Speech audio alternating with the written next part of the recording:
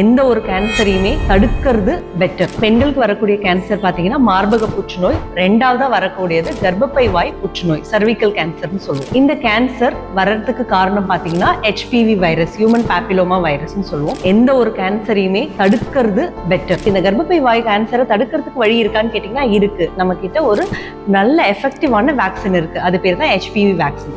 So இந்த வேக்சினை யாருக்கெல்லாம் போடலாம்னா, உங்க வீட்டில் பெண் குழந்தையோ ஆண் குழந்தைகளோ இருந்தா கட்டாயம் இந்த வேக்சினை போட்டிருக்கணும். ஆண் குழந்தைகள் கூட போடணுமா? ஏன்னா இது கர்ப்பப்பை வாய் கேன்சர் அப்படின்னு சொல்றீங்களே அப்படின்னு கேட்டீங்கன்னா, இந்த HPV virus throat cancers, penal cancer, ஆண் உறுப்புல கேன்சர், பெண்களுக்கு வல்வல் கேன்சர் கூட ப்ரொடியூஸ் பண்ணும். ஸோ இதெல்லாம் தடுக்கிறதுக்கு ஆண் குழந்தைகளுக்கு கூட இந்த வேக்சின் போடுறது நல்லது. ஸோ எப்போ போடலாம் அப்படின்னு கேட்டீங்கன்னா, 9 வயசுலேருந்து 15 வயசுக்குள்ள இருக்கிற பெண் குழந்தையா இருக்கட்டும் ஆண் குழந்தையா இருக்கட்டும் இந்த வேக்சின் போடுறீங்கன்னா 2 டோஸ் போட்டா போதும். 15 வயசுக்கு மேல பெண்களுக்கு 45 வயசு வரலும் போடலாம், 3 டோஸ் போட வேண்டியிருக்கும். ஆண் குழந்தைங்களுக்கு 15 வயசுக்கு மேல 26 வயசு வரலும் போடலாம், 3 டோஸ் தேவைப்படும். இப்போ இந்த வேக்சின் போடக்கூடாது அப்படின்னா, உங்களுக்கு ஈஸ்ட் இல்ல ஃபங்கல் அலர்ஜி ஏதாவது இருந்தா இந்த வேக்சின் போடக்கூடாது.